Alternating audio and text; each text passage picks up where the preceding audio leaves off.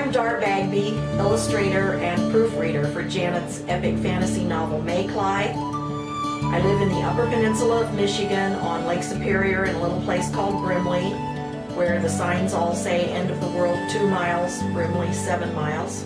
And yes, we do have a lot of snow. Like Janet, I have a theatrical background, but she and I went different directions. She chose the technical aspects like sound, lighting, special effects, whereas I enjoyed the set design and building, painting of special backdrops, that sort of thing. My family, especially my father and grandfather, have always been very artistic, so I think I probably come by it naturally to some degree.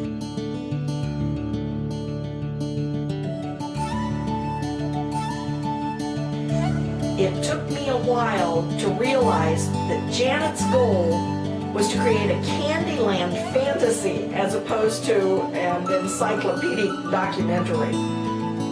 Hence, Shakespeare collided with Dr. Seuss. But it worked.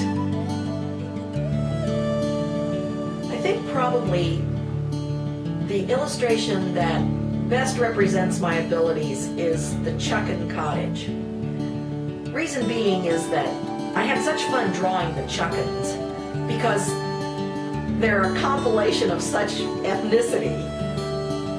I had to create something that was just a little bit over the edge for them when it came to a place where they would live.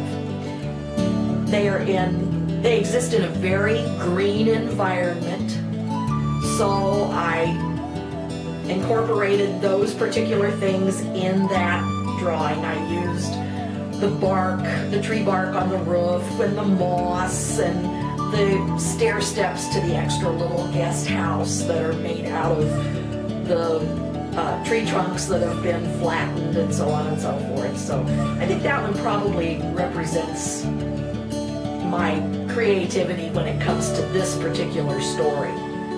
As far as taking what Janet wanted in the story, the map is the thing that is absolutely over the top.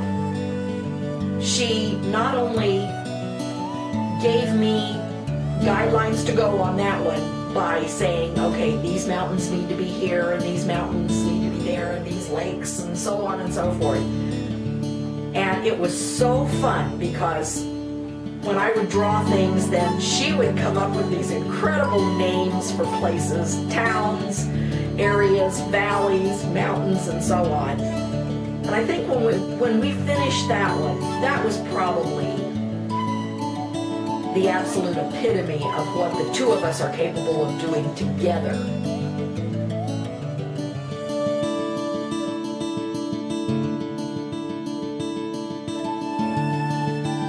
Janet's fantasy novel Maycly presented a challenging diversity when it came to my illustrations, not just through the characters, but also through plants and animals, both good and evil, landscapes, dwellings, all sorts of things. She would give me the concept of the illustration that she needed, and then she would leave me alone in order to use my creativity to fill in all the details. I would finish an illustration, I would send it to her, and 99.9% of the time, luckily, it either met or exceeded her expectations. Janet and I polled several people for their opinions regarding visual versus written descriptions. This included a 12-year-old girl, a young man who's a senior in high school, the parents of 3 teenagers, a middle-aged couple who have owned and operated a grocery store for 15 plus years, a retired friend, and all of them are extremely well-read, especially in the sci-fi and fantasy genres. And every one of them expressed the same view, that being that they would love to be able to actually see the characters as they read. After showing them some of my illustrations, they commented that having the visual images presented to them would make the flow of the story much more pleasant due to uninterrupted action. They agreed unanimously that their reading experience would not be diminished without the long descriptions of unfamiliar dwellings and flora and beasts and so on that were necessary in pre-cinematic days.